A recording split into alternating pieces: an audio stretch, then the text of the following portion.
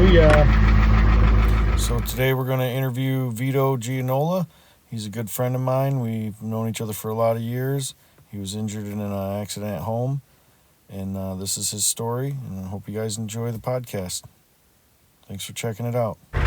Which translated from Greek means it is finished. But he didn't actually say those words.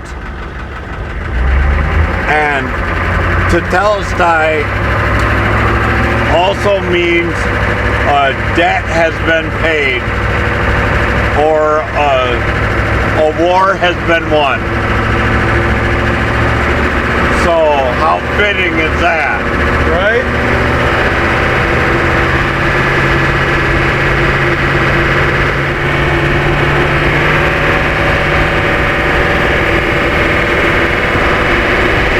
What we feel the odds are that I'm going to leave with a penis drawn on the back of my van again. Probably pretty good. You know, I said if Paul shows up, it's about 100%. Oh, that's awesome, dude. That is exactly what's going to happen. It took like 2 days before I noticed it. Is that too bright or anything? Or are you good? No, it's all right. Okay. I'm good. All right, I'm going to do my little intro. All right, sweet. And then we'll go from there. So, Deal. all right, welcome back to Inside the HumV podcast. I'm your host, Joe Pulowski. I'm a combat wounded Marine, and this is where we ride, talk, and heal with real Americans, real warriors, and real patriots.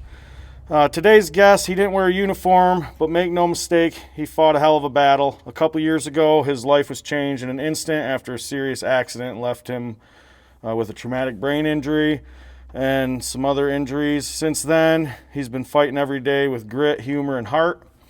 He's a patriot, survivor, and someone I'm proud to call a friend. We've been friends for a long time. Before we jump in, I want to give a quick shout out to one of our sponsors, Camotech Systems. You can find them at camotechsystems.com. They're the home of the original Gen 2 Go and Glow controller box. So, the first thing we're going to do is we're going to introduce our guest here. This is Vito. And what's up, brother? How's it going, man? You happy to be in the podcast? Oh, yeah. We've been talking about this for months, and we're finally making it happen. But both of us suffer from severe procrastination disease. Yes, so that is true. we had to get on the phone together and be like, all right, we have to set a date. Yeah, Vito actually set the date for me. He said, "This, you suck at logistics. This is what's going on. I'm coming over at 10 in the morning." Yeah, So that's almost it's verbatim weird. the conversation. That's how I roll, man.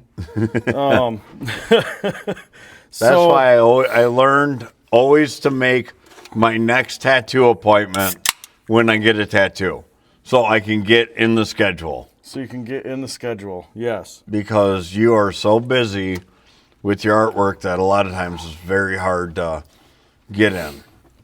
I definitely am not one to search for appointments. It definitely works better when someone comes to me and says, "Hey, can we make an appointment now?" Or something like that for anything, for my paintings and all that. So we're just going to kind of warm things up a bit and give listeners a sense of who you are. So tell us a little bit about yourself, where you're from, what your life looked like before the accident. You know. Well, prior to the accident, I was selling cars at a great dealership, Labadia Bay City. And I was doing very well with selling cars. I loved doing it. And the thing I liked the most about it was kind of breaking all the stereotypes of a used car salesman. You don't have to be dishonest. You don't have to be a shyster. None of that stuff is true as a whole. Don't get me wrong. There are those guys out there, but they are a very small percentage. Yeah. But I enjoyed it. And I woke up one morning, like any morning, got ready to go to the gym, realized that my pipes were frozen in my well pit. I went out to thaw them. I got all the stuff around, went out to thaw them, and I remember going into the well pit, and then that was it. Blackout. I woke up 3 months later in a hospital bed after a coma. So, like, this, what time of year was this? It was in December, wasn't it? It was February. It was in February. So it was February super cold. 14th, Valentine's Day. So, well, before this accident, you know, you were like you said, you're getting ready to go to the gym. So before this accident, you're going to the gym all the time.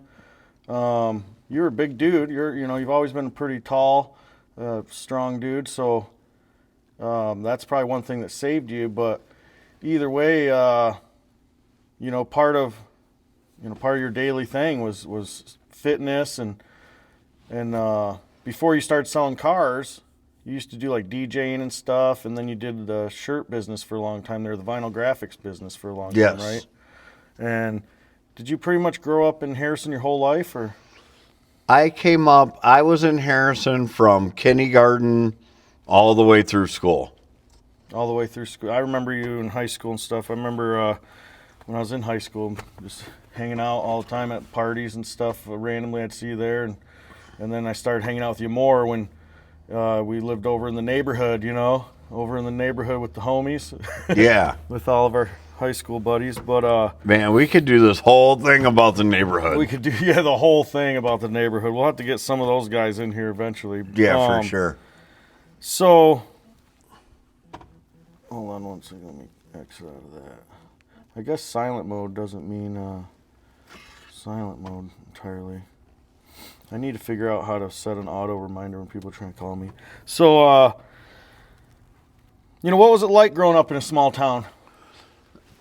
I like it, but at the same time, you just gotta grow to understand and learn that everybody's always going to be in your business, and there's always going to be what we would call the privileged families. The influential families of the town always kind of get special treatment. And that, I don't believe, is ever going to change. One thing I noticed about growing up in the same town was it was definitely, there wasn't a lot that the community did to keep kids busy, so we had to find things to stay busy, and a lot of that, unfortunately, had to do with, like, partying, drinking and stuff, so...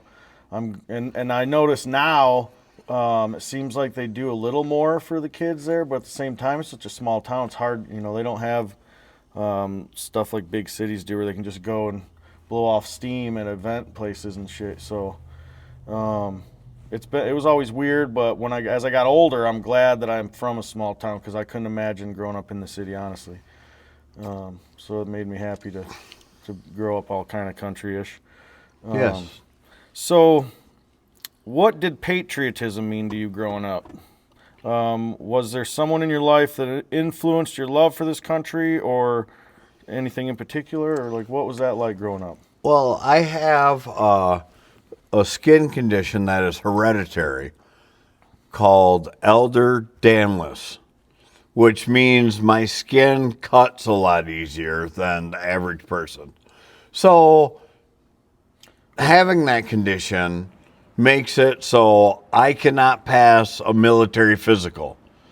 I always wanted to go into the military because of a lot of the good parts of, a military lifestyle, the education you can get, and that type of stuff. And I was never able to, but I always very highly respected our veterans and the sacrifices made by veterans.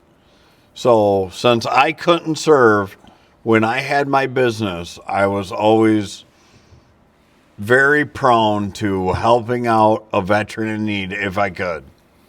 Oh, yeah. I remember throwing a shout out to you on one of my YouTube videos from my motorcycle painting years ago, dude, for cutting me out all those stars for the flag bike because I remember hand cutting stars one time, and it sucked, dude. It sucked. Horrible hand cutting all those stars. I remember cutting all those. Yeah, so I was like, dude, can you cut me some stars? There's no way I can hand do all these again. And yeah, you hooked me up a couple times with some stuff, man. That was awesome. Yeah, and then you were the DJ at my wedding, my wife and I's wedding. Yes. You DJ'd our wedding, and You had a black eye? I did. I definitely had a black eye. Yep. Devin kept stealing the mic. Yeah, he was loving it. He was definitely loving it. It was super funny. Oh man, that was almost 16 years ago, dude. That's year crazy. Was 16 years, man. And I don't know how my wife put up with me that long, but I'm a lucky dude for that. So what does being an American mean to you today? I think America is an absolutely great country. And I mean, I think we have good administration in place, and we're going through a hard time in our country right now, but I think it's going to get a lot better moving forward, because I think a lot of good things are happening. Yeah, because I mean, there's just no doubt about it. There's still a strong presence of people who are just American, you know, like American. I try to explain sometimes how I feel to people, like, obviously I swore a constitutional oath and stuff, but the government itself can be a little different than how, you know, a lot of the guys in the service feel. So that's why their oath is to the Constitution. And so they don't always have to feel necessarily like America is we the people. The United 100%. States of America is like the government and the fact that the states are all united. But all those people collectively are America, the ones who love this country, the ones who aren't afraid to support a flag, you know, and the ones who know that they can be friends with any color, race, they can be friends with people who are gay or not.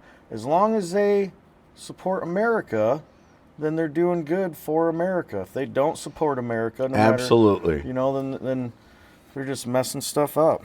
But yeah, so that's cool. I've always noticed that about you the whole time I've ever known you, is that you've always supported America and the Patriots. And I remember you have got hurt a lot, man. You've gotten hurt a lot. There's been times where you should have been more banged up, like when you rolled that golf cart.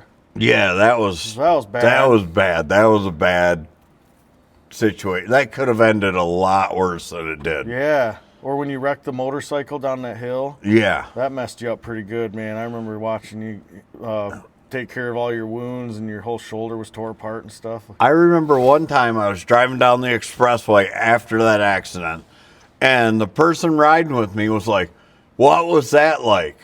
And I said, "You want to know what that was like? Open the door and get out right now." Open the door and get out. Yeah, there you go. Because that was it. I went down at 70 miles an hour and slid like probably over 100 yards.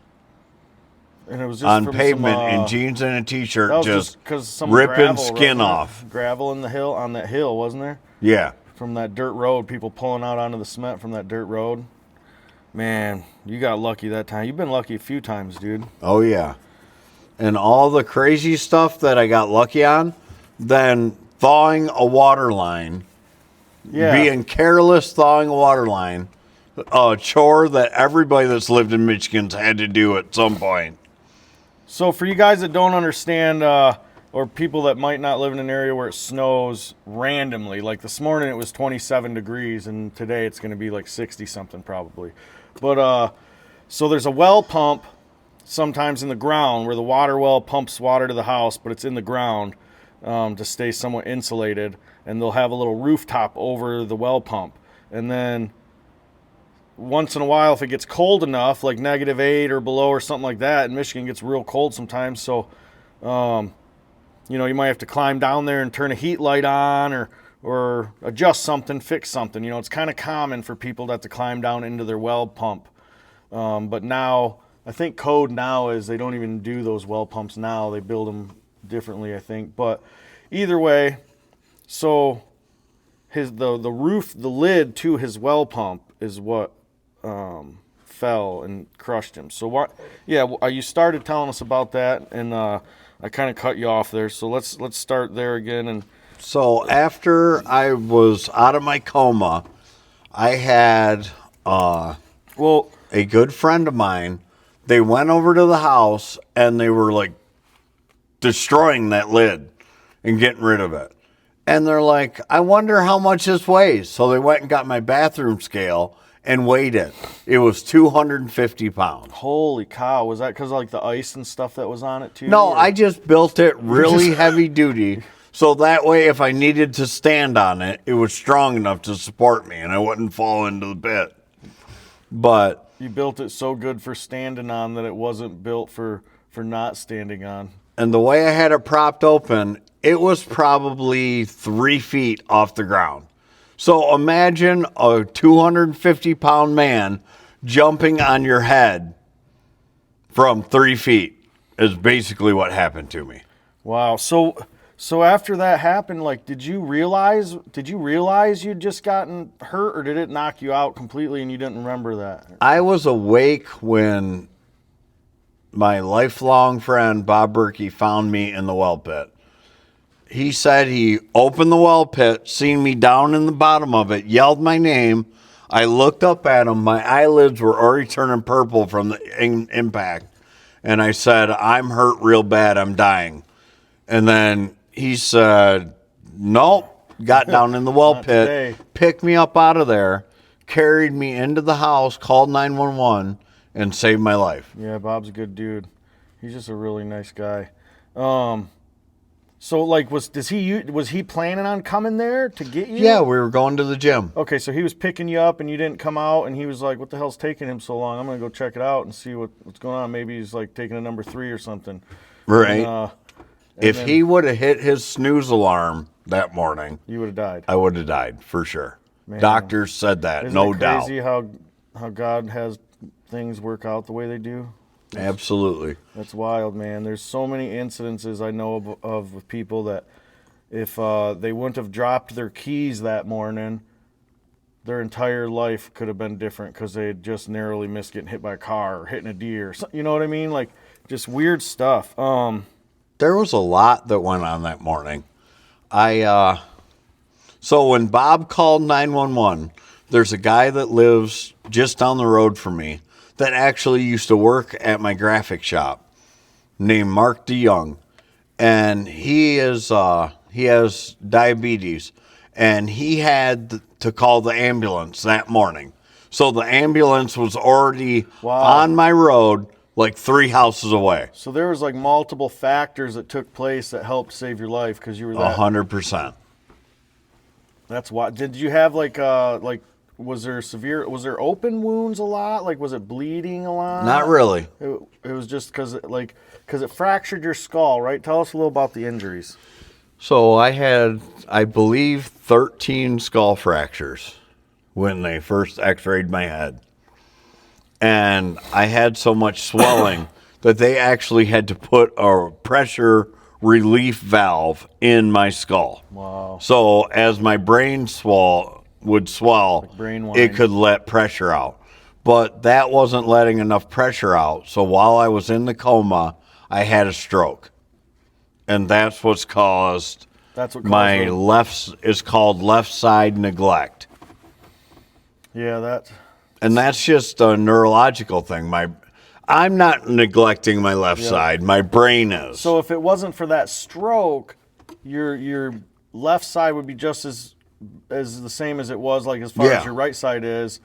Absolutely. You would just have the issue with like your eye, and you're semi-blind in there, right? Or you can see, but it's just blurry. I can see shapes and colors. That's about it. Okay. I can't read with it. I'm happy. I'm legally blind in my right eye, but I'm happy to have the vision I do have. I just like it because whenever you try to really focus on me, it reminds me of that movie where the dude's like the stink eye or whatever. He's like, like, I'll try to get your attention, and you really focus in with the strong eye. So it's like, Zoolander. Like, yeah, dude, you got the Zoolander pose. Yeah, I got cold steel. Cold steel, yeah. Yeah. The cold steel look, like what? So, what were the early days like in your recovery, like that you remember? When I woke up, I'll give you the testimony of what happened in the hospital. So after I was in, like, I learned a lot of things after I woke up. And when I was in the coma,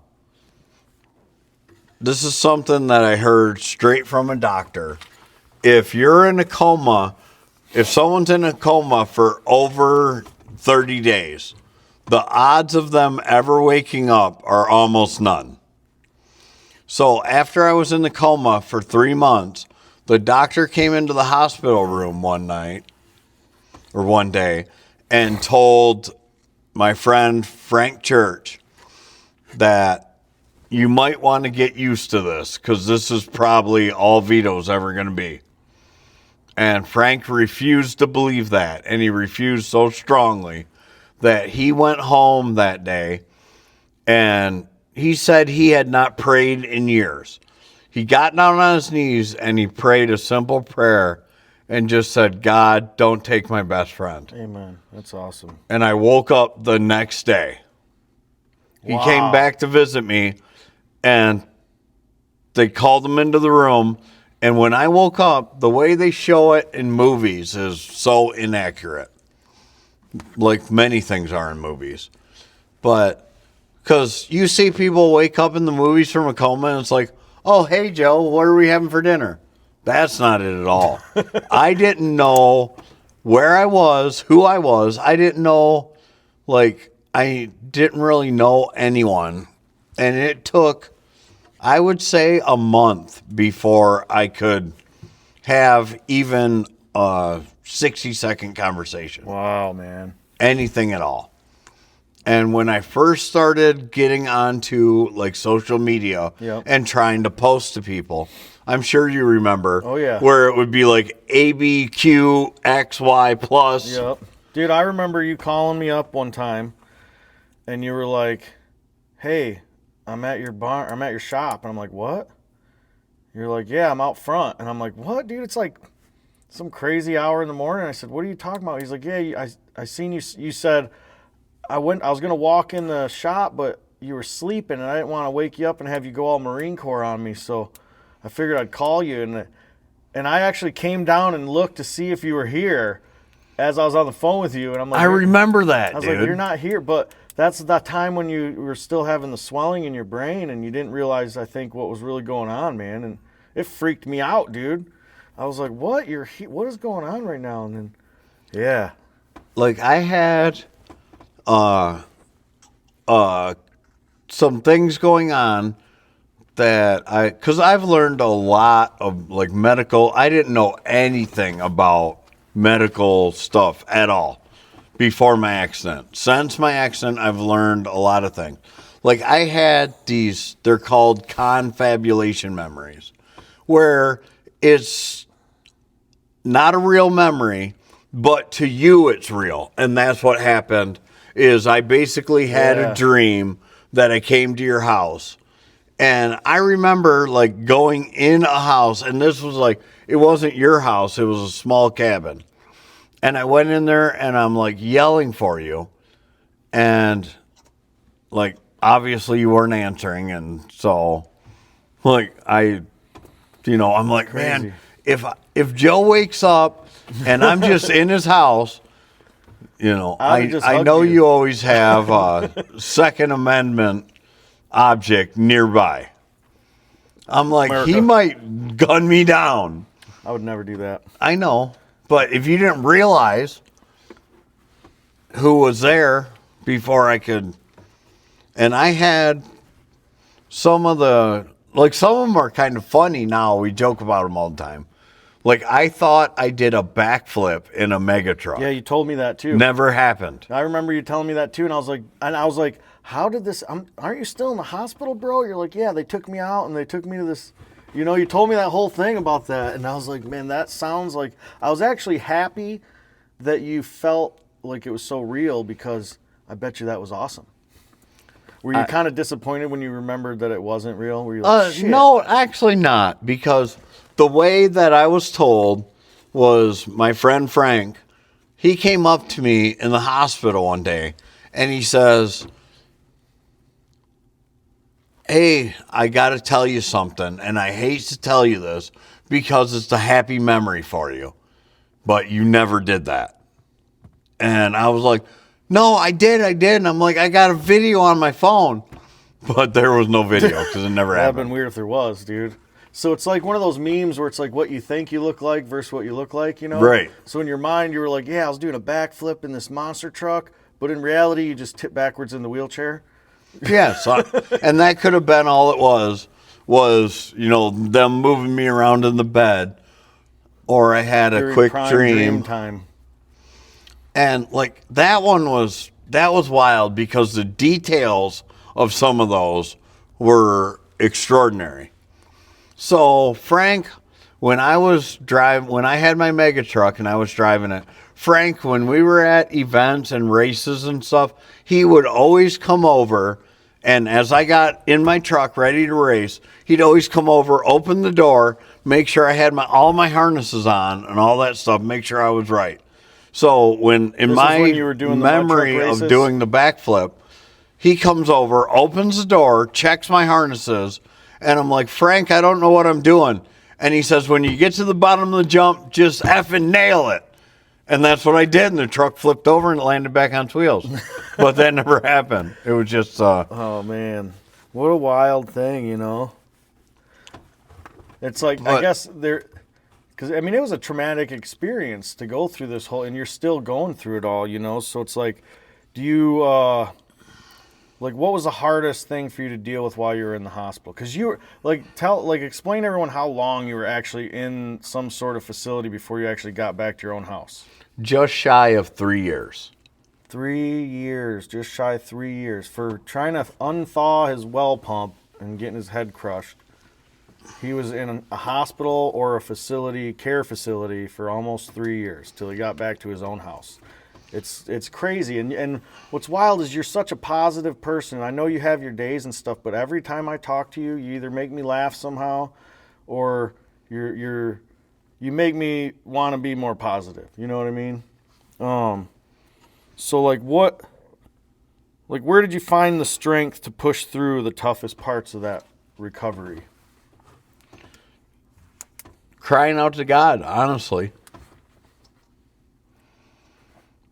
Yeah. Like some of the hardest, I think the hardest thing for me was accepting and understanding that this was not some sort of punishment. It was an accident. Yes, I was careless. Yes, it would have been easily preventable, but that's why they call them accidents. Accidents happen, and it could happen. You know, it could happen today.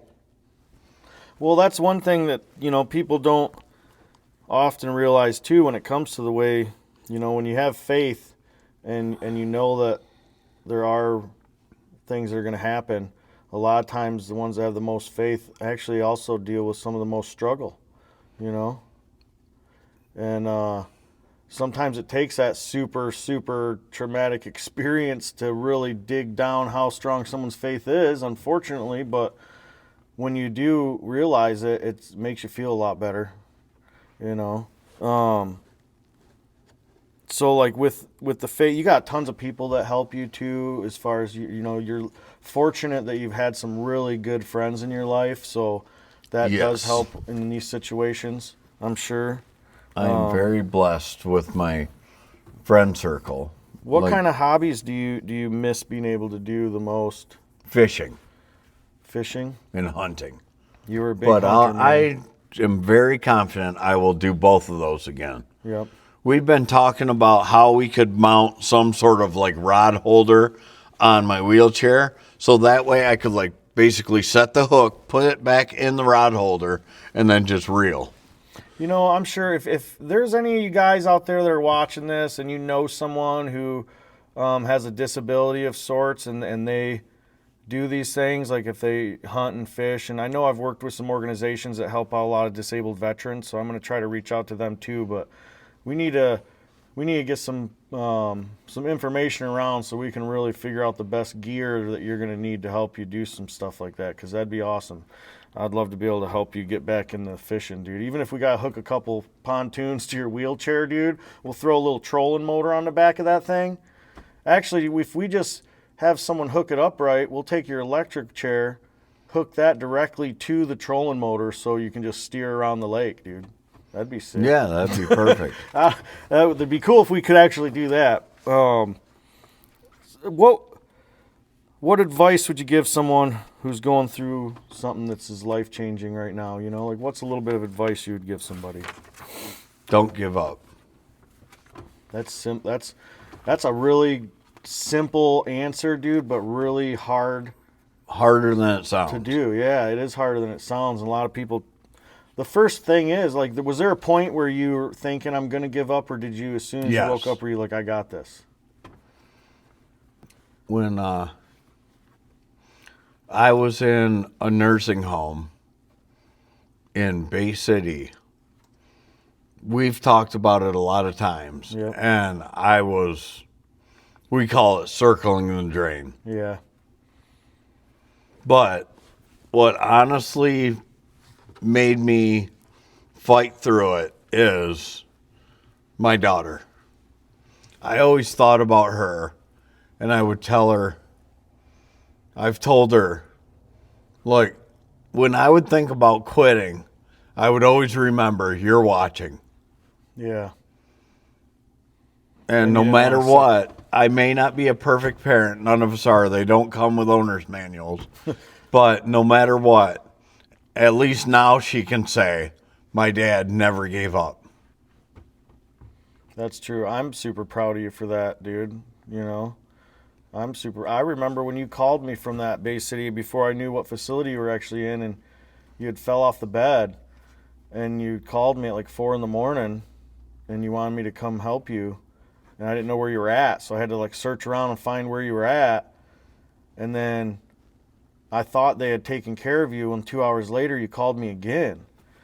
And by this time I was like, you got to be shitting me. I can't believe you're still in that position. So I ended up getting in my vehicle and driving down there. And by the time I got there, they had helped you get back into your bed. But I couldn't believe it. And that's when I realized that, you know, your room was all the way at the end of the hallway. And on the night shift, all those guys were doing, the employees were just hanging out in the front room there. And they couldn't even hear anything if you were screaming or yelling.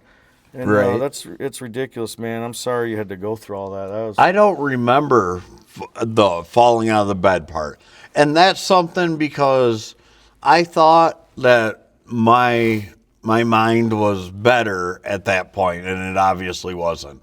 Because I don't remember falling out of bed. I fell out of bed twice there, actually. And then the second time, they actually shipped me because I got COVID, but I was asymptomatic. So the only reason I knew I had COVID is because they tested me. And then they shipped me back to U of M because I have COVID. And they were coming in like the suits they had on in the movie Outbreak in my room and all this stuff. And that's when the doctor came in and told me that I basically should not have woke up from that coma. Man. And he came in, I still remember the doctor coming in, sitting down on my bed and saying, do you understand how lucky you are? And I'm like, yeah. And he's like, I don't think you do. And then he went through everything. He said he'd been there a long time, like 15 years on the trauma unit. And he said that is the worst head injury I've ever seen anyone live through. Wow. And U of M gets all the worst. So you know he's seen some really bad stuff. Yeah. But for him to say that's the worst head injury he's ever seen somebody live through. Yeah, because like it wasn't like that thing just hit you in the head. It actually crushed your head against the metal water pump, didn't it? Like, didn't it? No, it actually. So the way my well pit was built, it was about 4 feet deep, and it was kind of like a crawl space depth, and it was built out of cement block. So my head was over top of a cement block, and that's what it crushed my head against into. the cement block. Yeah, so it was kind of like just sandwiched you. Yeah. Between a rock and a hard place. Mousetrap is the best way to Mousetrap describe the it. shit out of you, dude. Like, yeah, one of those fallen traps. Yeah. Yep. Damn, dude. That's pretty wild. I'm glad that I'm just glad you have a good sense of humor and we're close enough friends too that we can, joke about it sometimes and Right, stuff. and we can make talk about funny how you things. eat a Snickers bar and Upside down so I can feel the veiny texture on my tongue. And how we're gonna hook you up with that fleshlight attachment for your strong hand. Physical therapy, bro. Physical therapy. So how has this experience changed the way you see life? I and see freedom life in this totally country? different now. And I can, now I understand, since I've gotten a lot stronger in my faith, that, repentance, I was, because I've had people ask me, and I make the joke, I was backsliding like it was an Olympic sport. Yep. But, now I know that I understand the way I was living was not the way to live at all. And I would never go back. Even if somehow you could, Snap your fingers and snap fingers and then go back, I would never. you just like- got baptized yesterday. I got 2 baptized days ago? Sunday, yes. And that experience was extremely powerful. Yeah. I told you on the phone when we set this date that I felt like I had jumper cables hooked to me when I got out of the baptismal pool. That's wild, man. The best That's way I awesome. can describe it is electricity flowing through your body. Yeah. And my mom surprised me. My mom and my sister did surprise me. I didn't expect to see either one of them there. And then my daughter and my nephew came to the cookout I had afterwards. And that really made the day extra special. Yeah, that's awesome. It was a pretty nice day too, wasn't it? It was decent. Yeah, it was a nice day. And, we were able to hang out on my front porch. And people didn't stay, because I got up. I was so excited for the day that I woke up at 3 that morning. So by the time we ate, and I was in bed by 8 o'clock at the latest. Early bird, man. But yeah, it was a really amazing experience, because I was raised Catholic, being Italian, and I mean that is common for most Italians are Catholic. But I was raised Catholic and I was baptized as an infant.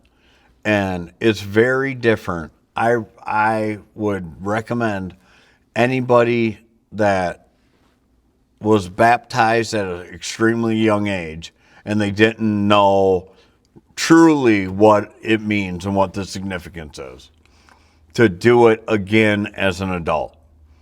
Because once you understand, it's a very different experience.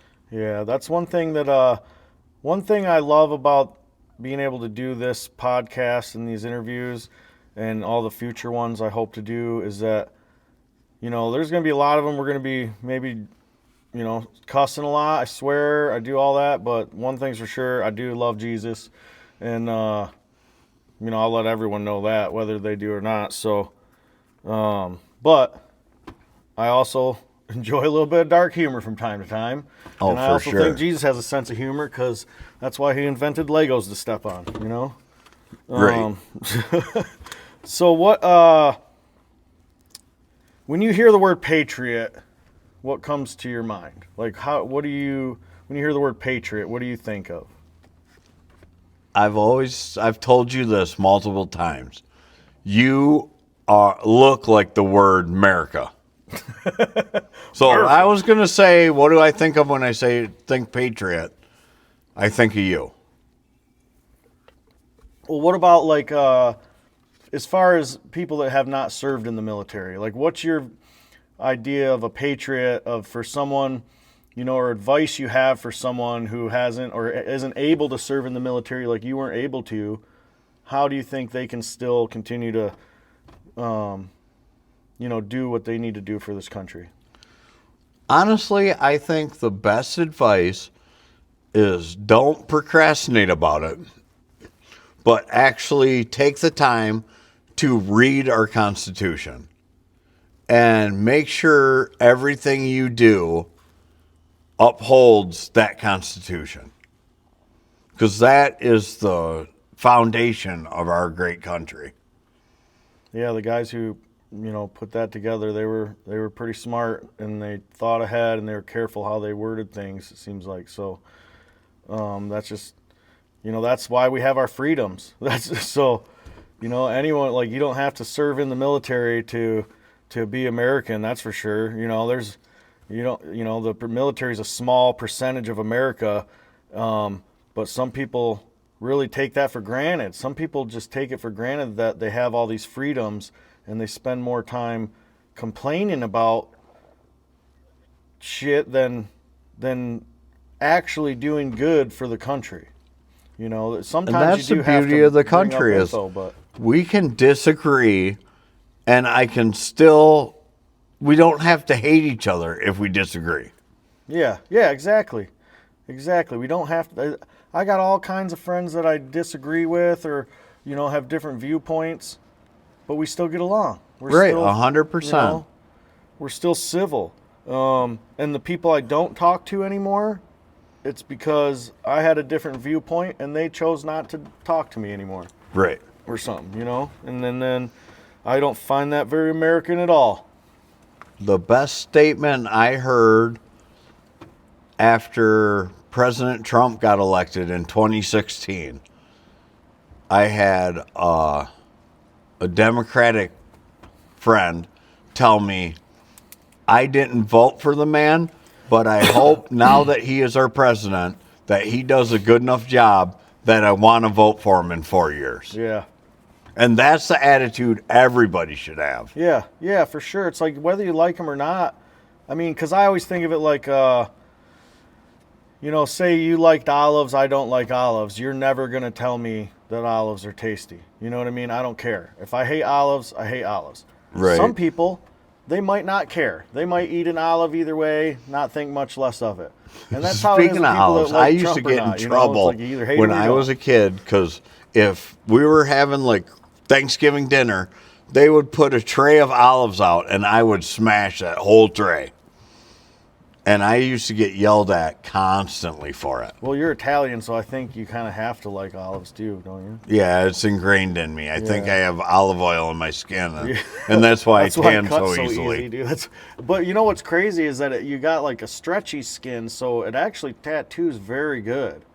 Because you can get a good stretch on it, boom, and then that line's all nice in there. You don't cut bad or bleed bad or nothing when you're getting tattooed. So fortunately, that skin issue doesn't affect you're getting some pain therapy. You know what I mean? What has that been like for you to be able to use the artwork that I can provide sometimes as part of your therapy as well, and my therapy? How's getting tattooed helped you over the years, even before your injury, compared to the one we did since? That first tattoo back was especially because my daughter, it was her idea, her concept that you just embellished upon.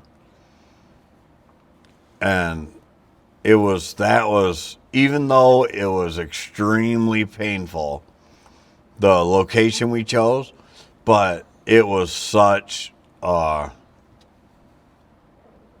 empowering tattoo. It was more, it meant so much more. Like one of the more emotional tattoos you've It had? was super emotional. I'm surprised I never got choked up during it. Well, you didn't want me to call you a pussy or anything, so. Right. But that's one thing I really appreciated from Paul was, because that's the thing. I mean, I'm not, like, yeah, things happened and I have to be careful with certain things that I do. But I'm still the same guy. Yep. I'm not fragile. Like, Paul pretty much told me, like, yeah, get out a straw and suck it up. Yeah, Paul Wyson, White House Restaurant, Clay, Yeah. Michigan. Best Awesome guy. meat in town. Yep. Super good dude. I'm gonna do an interview with him coming up too, and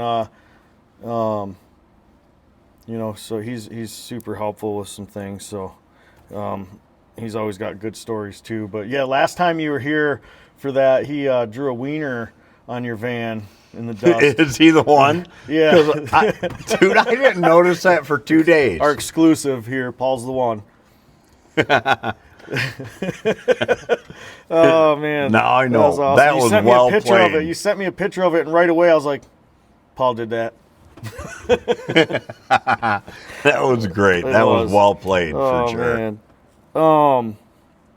So what's your go-to music, dude? When you get fired up, like when you're rocking out and just jamming, what kind of music you like? I am country all the way. And some of the more modern country, and I honestly, even some Christian music that's coming out now Yeah. is awesome. Yep.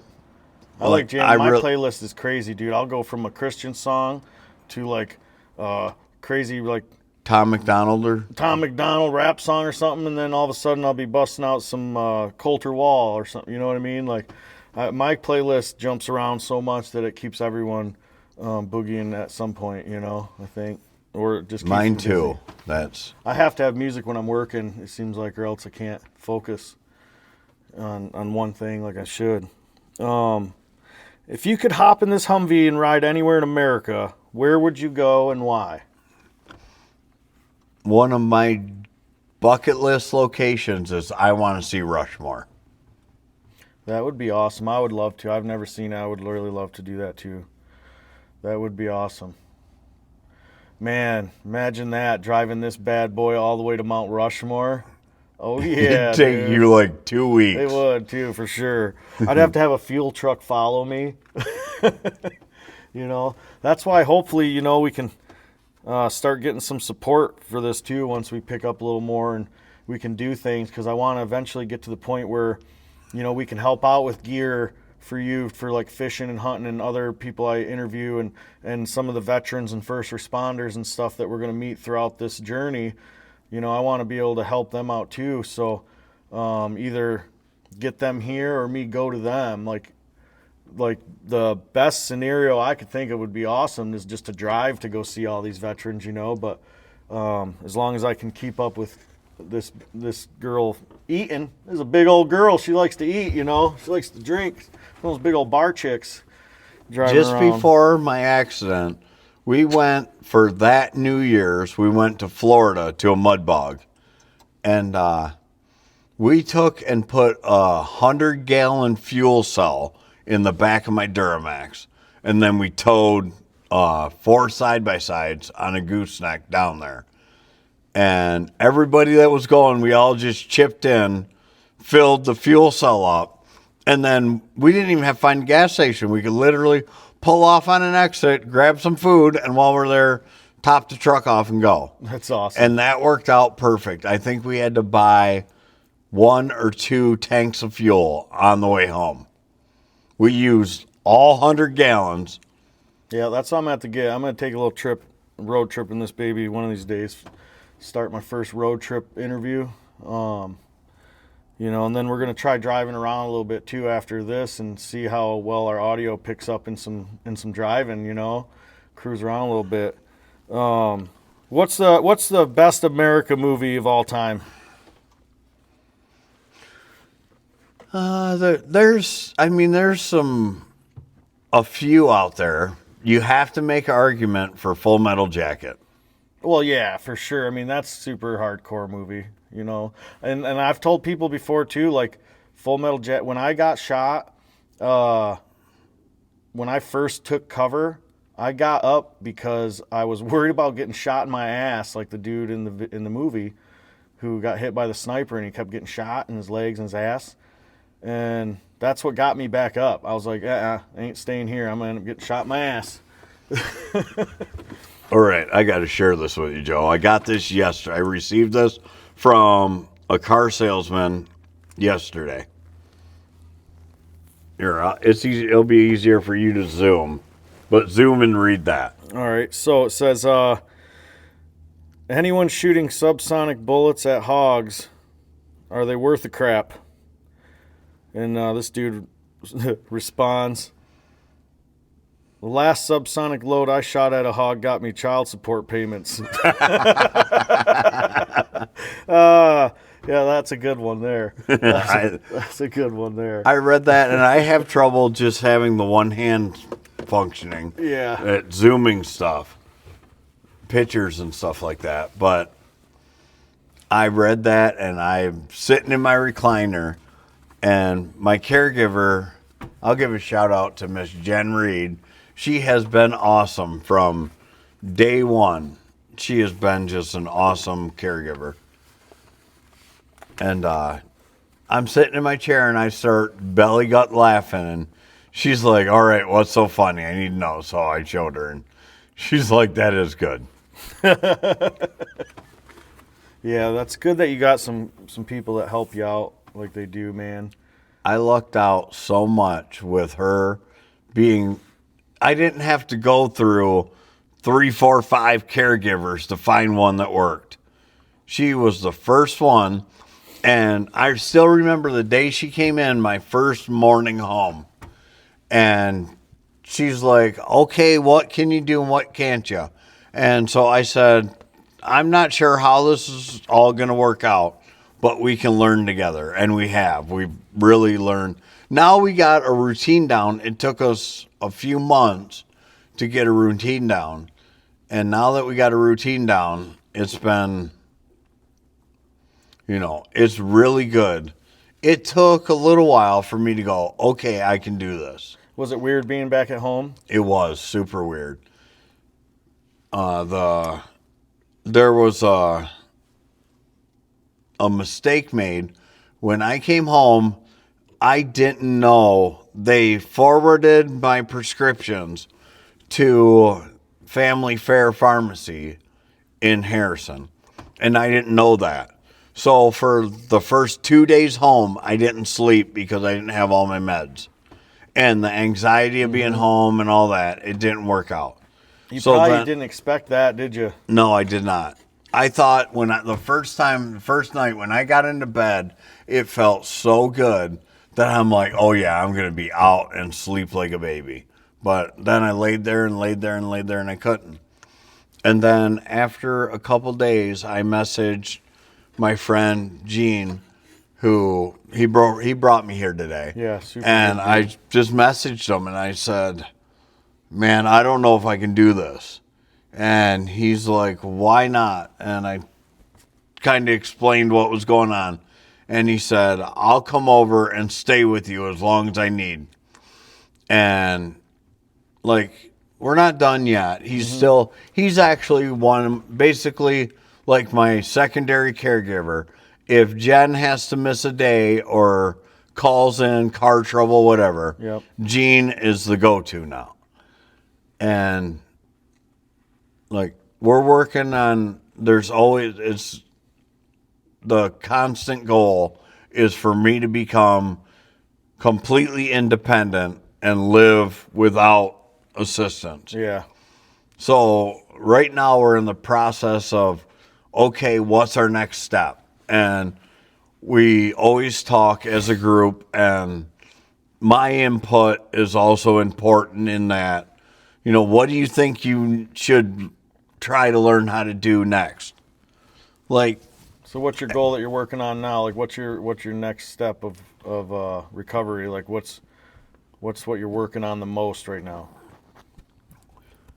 Well, now we're doing more meal prep stuff, and so that way, this morning I got up, I had a meal already made and put in a Gladware in my fridge.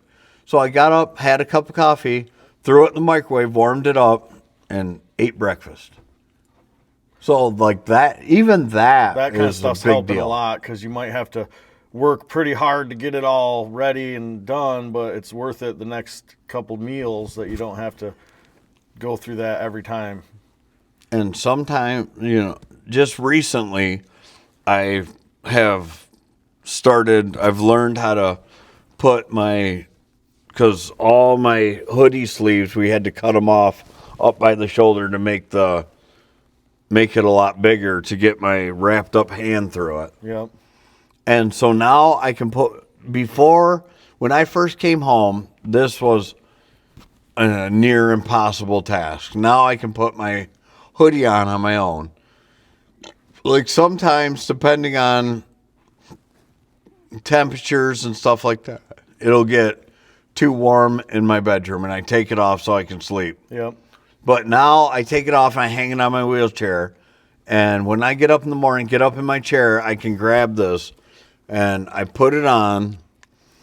And, when my caregiver shows up, I already have my hoodie on. And Yep. even this boot brace that I wear, I have started being able to, I got to take my time and go really slow, but I've been able to put that on. And one of the big secrets to having success with, doing stuff like that is all in preparation. We call it setting me up for success. Yeah. Like a lot of times, because Gene doesn't sleep at the house nearly as much as he used to. And every once in a while, if we got early appointment the next day, he will, just because it's easier, so he don't have to get up at 6 a.m. to come. But if he's already there, we can just get up, do my morning stuff and go. But so that type of stuff it's all, just steps and keep growing and work out. I have a workout that I do in my house, in my kitchen, every single day. And really? just to get myself stronger. And my left leg is what I'm really working on right now, is trying to get that stronger. Fine motor skills are my biggest struggle. Yeah, it's crazy how those little things like that, man, once they're taken away from you, it's like, wow, I really miss that, being able to just grab something, Well, and it's just, like some of the things you don't think about, like you don't realize how much you touch a fingertip until it hurts. Yeah. Then all day you're like, ow, ow, ow. Yeah, we've all smashed our finger with something or cut our tip of our finger, and then we go to reach into our pocket the next day, and it's like, ooh, a little tender, a little tender. Yeah. Or even things like, cutting food, prepping meals. Like, how are you going to cut up a piece of meat with one hand? Yeah, you got to prep it. You got to be able to and that's figure out how to where hold it in place and all that. So you're learning how to do all that stuff now that you're finally back at your own place. And finding different foods that I can make for myself. But you're really limited on that because I've been really paying attention to my weight. I gained a little bit of weight recently. I didn't notice at all. Well, and Just kidding. so this morning we got up because we were talking about it, because I've been being very more diligent on what I eat. So I got up this morning and I got on the scale and I had actually lost the weight I gained plus 4 pounds. Oh, wow. I actually noticed that you did look like you were already starting to strengthen. You can tell that you're building the muscle up more. Like when I said you got out of the van, you hopped right out. It wasn't as much of a struggle from when you the first couple days you were out trying to stand up on that leg, even though they worked with you in the facility. You can tell now that you've just had to get up and down a lot more on your own because you're getting a lot more agile and stuff. Pretty soon you're going to be like 1 foot hopping around and shit. One of the things that Bob Berkey said on Easter was, because the doctors, when I was first came out of my coma, and, everybody's full of questions. Yeah. Like, okay, what can we expect? And I remember the doctor saying, well, he'll probably never be able to stand on his own again.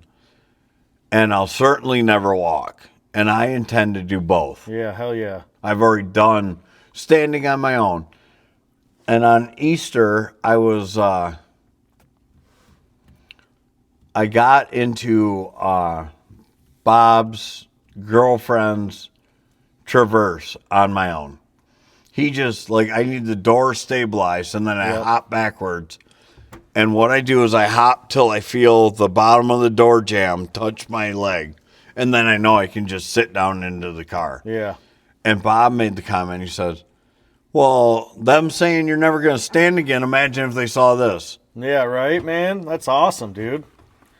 Yeah. So I made a TikTok at one point where I stood up.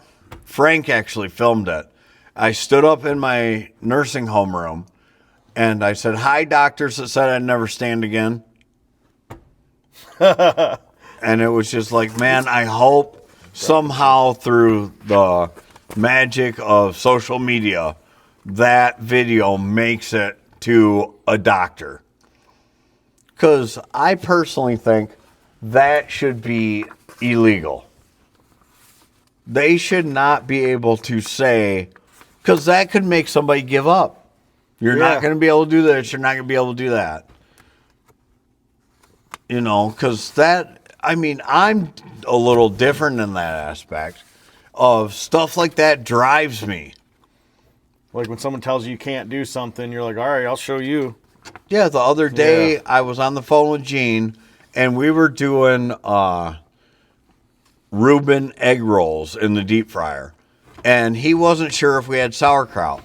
So he calls me, and he's like, are you still in the house? I said, I'm actually out on the front porch. And he goes, oh, never mind, you can't get through the door by yourself. And I was like, Oh, yeah? Watch me. So I go over, and the way I have to go through my front door, I have to line my wheelchair up. And it takes me several tries, but I got to go in backwards because the small tires in the front won't go over the threshold. Yep. So then I get through the door, and I take a picture of my foot sitting on the threshold facing out. And I said, what can I do again?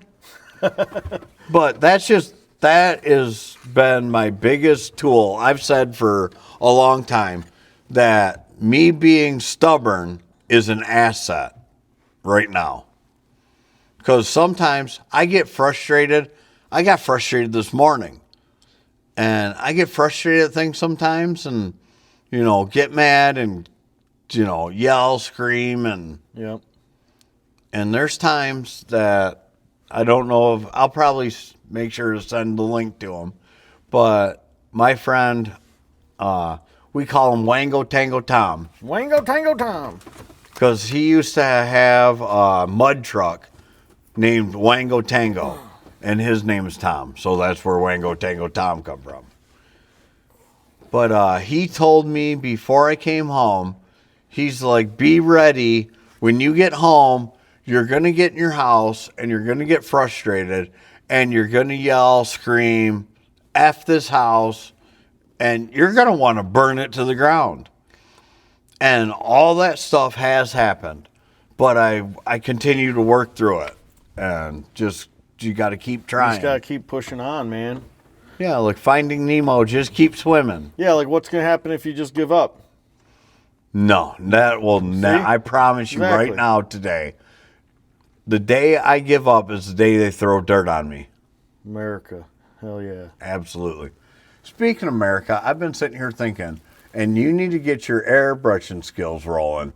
This crossbar on the top of the windshield needs some America. It does. I should probably paint something up there. In case anyone that's new to this channel too, I also do custom artwork through Devil Dog Ink and Paint LLC, and we do custom airbrushing on motorcycles, wall murals, paintings. I've done wall murals for some pretty cool people before, and I was very fortunate enough to do that for a big wall mural for Rob O'Neill. That was cool. And then some murals at the veterans parks and everything like that. But and then also, so I was gonna ask you too. Do you drink tea and stuff like that ever? Cause yeah, I like sweet tea. My buddy Ben, he owns Jarhead Tea, and he makes his own handmade blend, or he collects all the herbs and stuff or whatever goes in the tea. I'm not a teologist or nothing, but he does a great job. I don't think that's a word. Yeah, he's got all kinds of cool different blends that help with sleep and anxiety, stuff like that. And if anyone out here is watching and they want to check it out, they can go to jarheadtea.com and help out. He's a veteran. He's actually in the military right now. He was a gunnery sergeant. He just got promoted, so that's pretty exciting. So he just got promoted to first sergeant. I was just hoping to call him Gunny forever, but I guess I got to change that now. We'll see. Maybe he'll get demoted right before he gets out if I'm lucky. Just kidding. Don't get demoted. Is there anything else that you want to discuss? Oh, another thing I was going to actually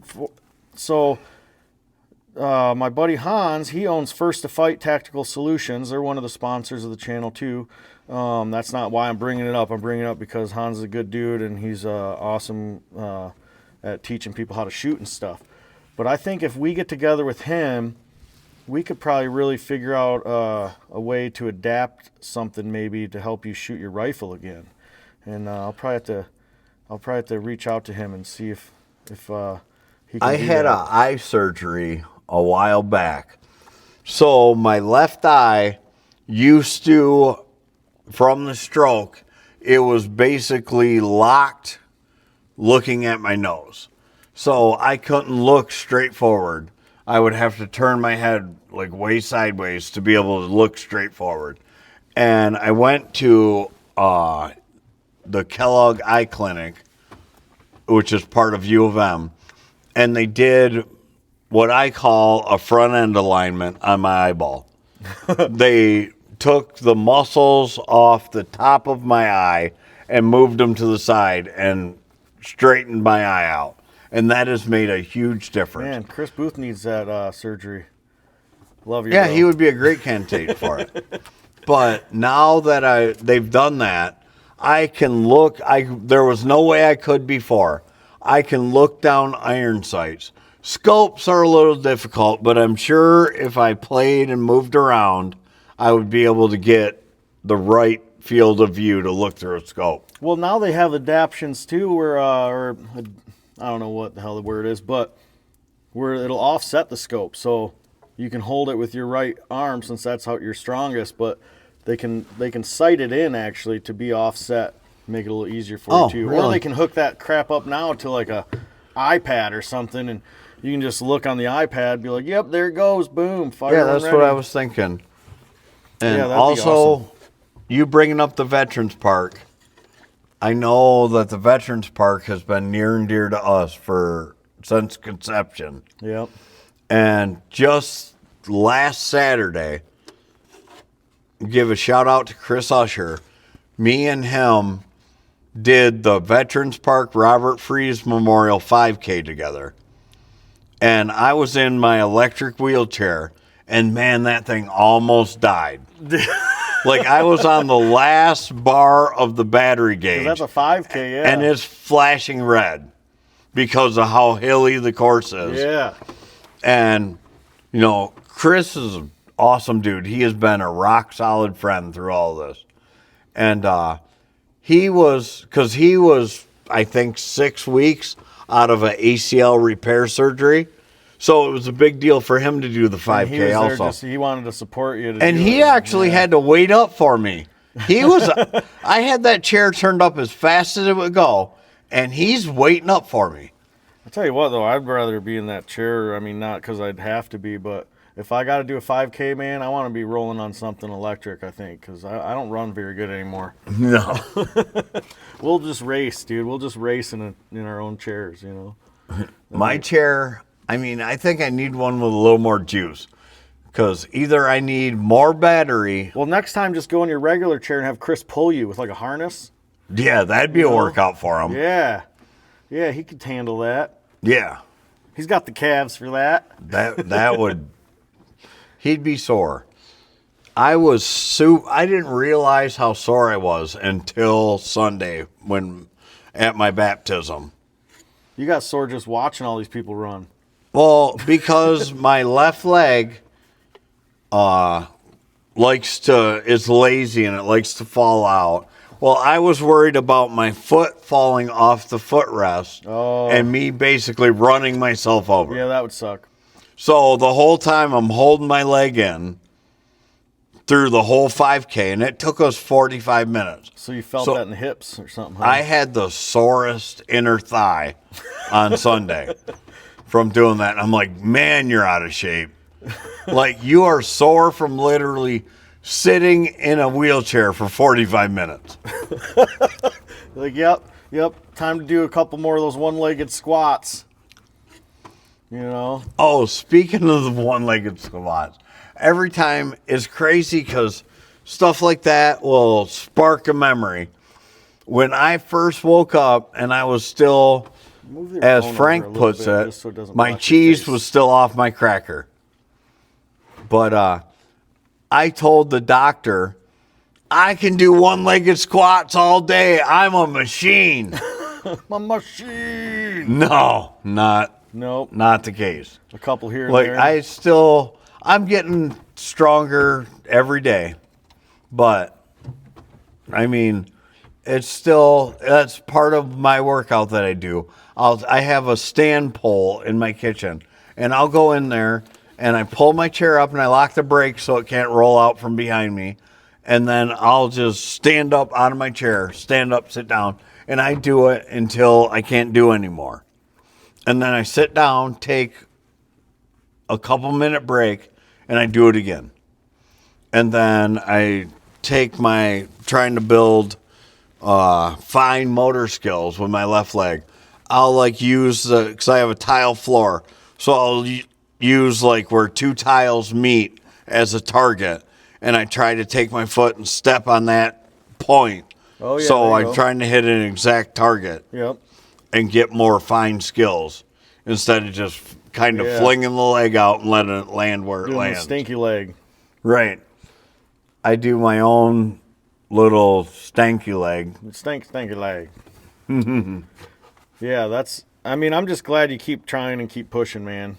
And I've had, tons of good experiences and, some bad, but that's expected. Yep. And, overall, that's one thing I am extremely thankful of. I was not always treated great, but there was never physical abuse. Yeah. It was, I had some caregivers, aides, and nurses with really poor bedside manner. Shitty attitudes and such. Yeah, and that's what the one day I told them, I said, you got to think, would you treat your brother, dad, or son this way? Because I'm someone's brother, dad, and son. Think about it. Before you do anything, would you want your brother, dad, or son to be in my position? Well, no. Think about if they were. How would you take care of them? And that's the way I feel you should take care of me. Yeah. I might not have been that polite about it, but... Well, just like any job, man, they're just going there as employees, so it's not like everyone that works there has this heartfelt desire to help people out. Some of them are just there working to get their check, and unfortunately it shows at times. They're just coming there, they do their job. Well, we got you out of bed for 1 hour today. You're good. Go back to the bed for the rest of the day. Right. And that's kind of sucks, man. I don't agree with none of that. At one point, my friend Frank has really, I always joke with him that he's a drill sergeant because he stays on me and is like, did you work out today? Did you do this today? And if I say no, I know it's going to be, why not? I don't want an excuse. It's just that simple.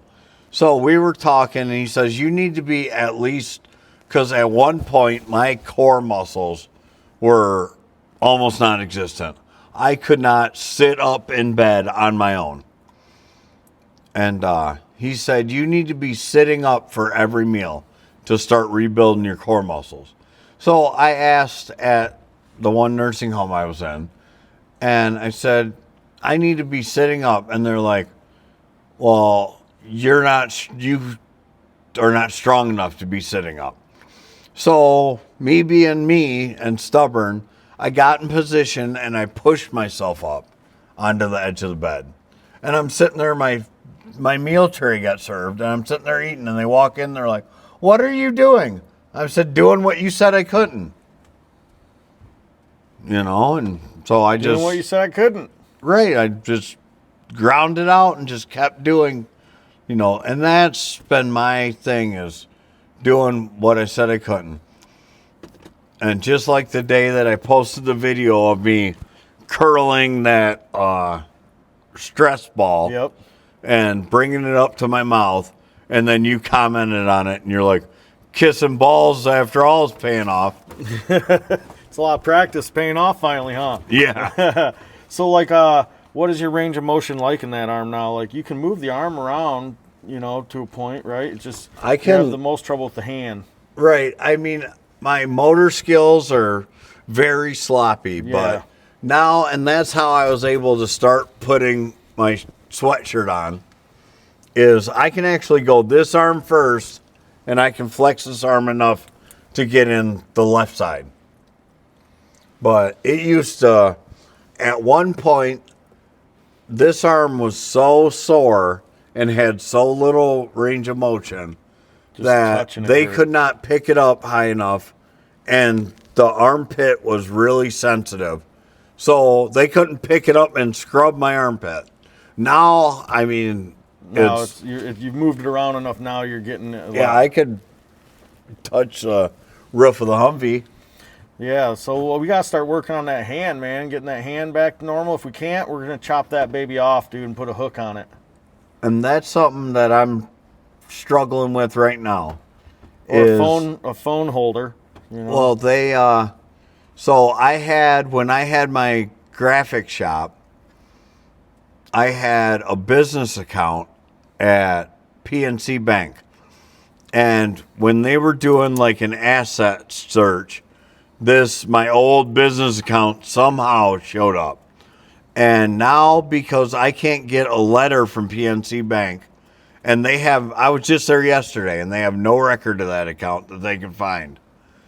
And it is screwing up my health coverage. Really? Wow. And they said they can't find any evidence of it, but yet the health department, or not the health department, but the like insurance DHS company found it somehow. Of course, they're going to find like the stupidest crap so if there's anyone out there that knows how he can like handle that situation with like finding his old bank records to show that was a while ago. That was, they shouldn't almost be 10 years ago. Yeah, that's wild, man. And the problem is, after like those accounts disappear out of their system, the guy told me yesterday, after 7 years. Well, apparently that did not happen. Right. Apparently, at least the other one must be 10 years or something. Yeah, something, but I'll get it figured out. I know that it will work, and patience, that's the biggest thing I've had to learn, is to get better on my patience. Because when this first happened, I was extremely impatient. I still got a lot of work to do, but it has gotten a lot better. I'm proud of you, man, for making it as far and keeping going, We ain't done yet. We're going to keep going. Dude. For sure. That's why I said keep it going. Keep it going. And I just want to watch you succeed, man. I'm looking forward to see what you do in the future, and when you really start getting back at it, whether you go back into selling cars again, or you find something else to do from home maybe, or so I know you're the work ethic type of dude. You're not one to normally sit around and not do something. So once you find that niche thing that you can do now, you're gonna blow up with it, dude. Selling cars is my goal. I want to go back to selling cars. Let us know if you would buy a car from Vito, and we'll forward that to the car dealer. So if you'd like to buy a car from him specifically to help him get a little bit of that commission money or something, I'm sure they'd take on a little bit of. I've said for a while, once I can transfer in and out of my power chair really good, then and from my power chair into a car for test drives and back out. You know, if you came to a car lot and the salesman come out in an electric wheelchair, how don't you buy the car from them? I guess if you ran their foot over or something. Right, maybe then. But, you know, if the salesman does his job and somebody that is that driven, that's willing to work from, you know, that type of, a physical disability, Yep. work through something like that and still sell cars. Like, that's got to give you a lot of credit right off the bat with a customer. Yeah, that's awesome. I know your old job really helped you out a lot. They did. And shout out to Labadee GMC Cadillac in Bay City, because they literally made my bathroom remodel to make my bathroom handicap accessible so I can actually use it. That is 100% from them, That's awesome, man. because I couldn't have done it. That's really cool that they did And that. they That shows raised how the good money that and- shows how good of an employee you were and how much they respected you working with them, that they continued to help you out. There's not a lot of jobs that if someone couldn't work there anymore because they got hurt, that job would help them continue to, support them in a way that they could anyways. Most places would have gave up after 3 months, not 3 years. Yeah. Yep. So that's pretty awesome, man. That's what it's all about, dude. Resilience, grit, and kind of love for the country that you can't fake, and the people of the country.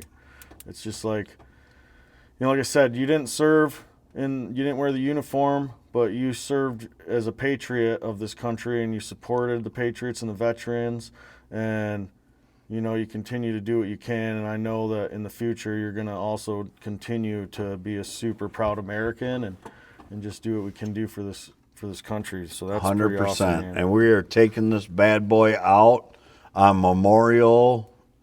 Are we doing Memorial Day? We need to set that. Yeah, we'll have to set that up. And Do we want to do Sunday, or are we doing, because the trails are going to be just full of side-by-sides and people. we'll just pimp it around, man. We'll just pimp it around. We'll have to Make go a couple- real slow. Yeah, we'll just go with the flow on it, Good thing this doesn't go real fast, that's for sure. Right. If someone runs into this thing, it's a bad day. Yeah. Yep. So I want to give a big thanks to Vito for being my guest today. Thank you for having me. I You're welcome, freaking bro. really appreciate it. I love you, man. I love you too, brother.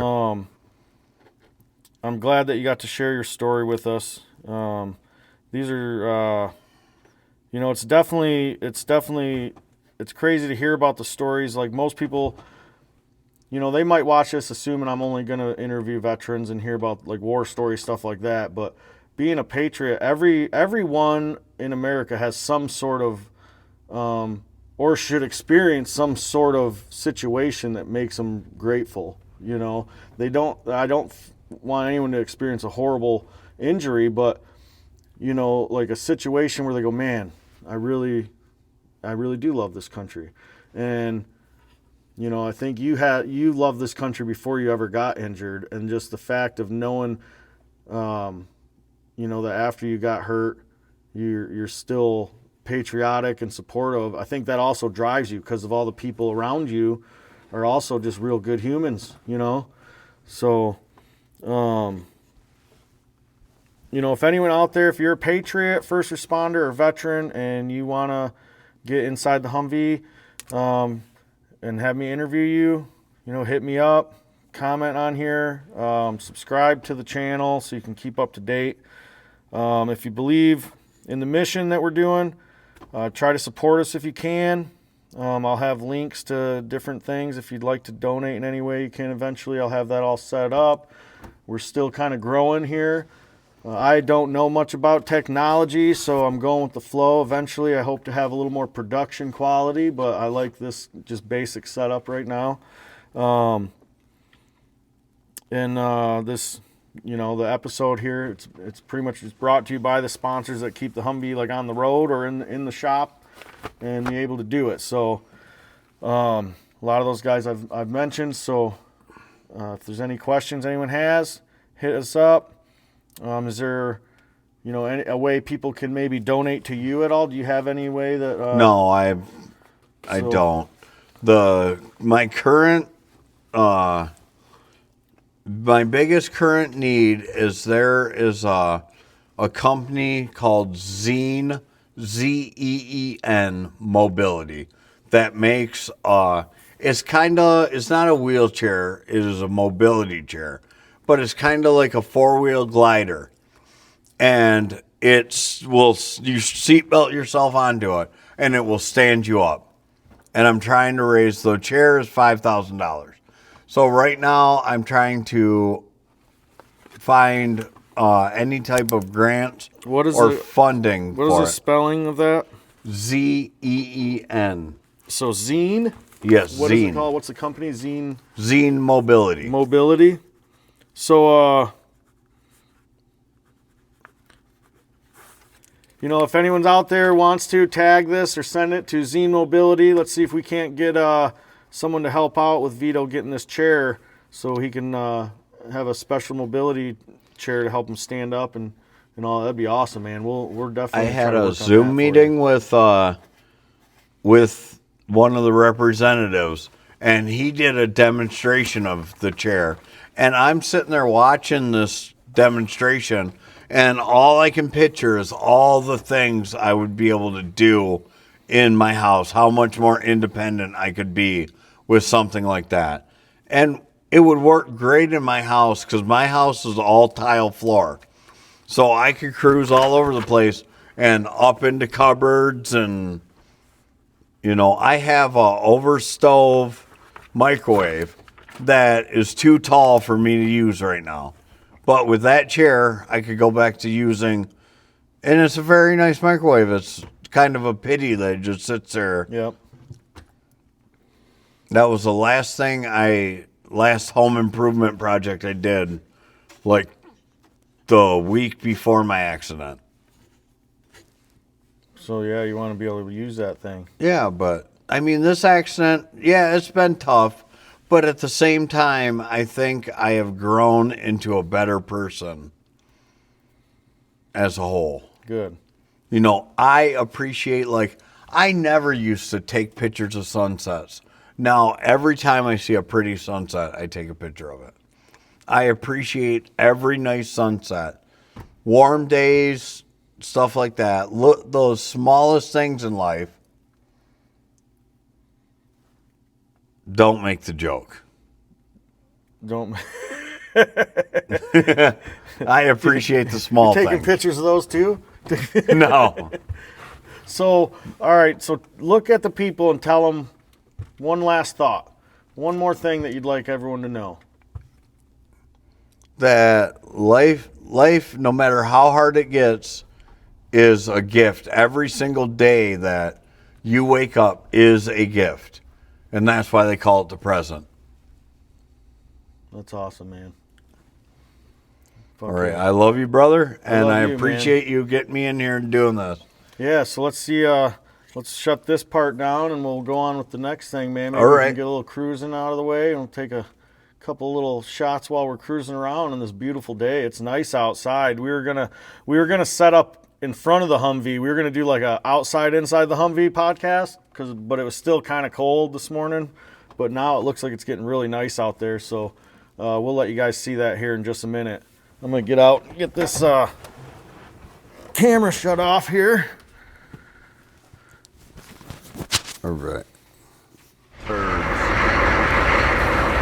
Yeah, that's how that baby should start. Yeah. I wonder how well we're going to be able to hear ourselves once we get rolling, Let me back up. I got to shut the garage door, too.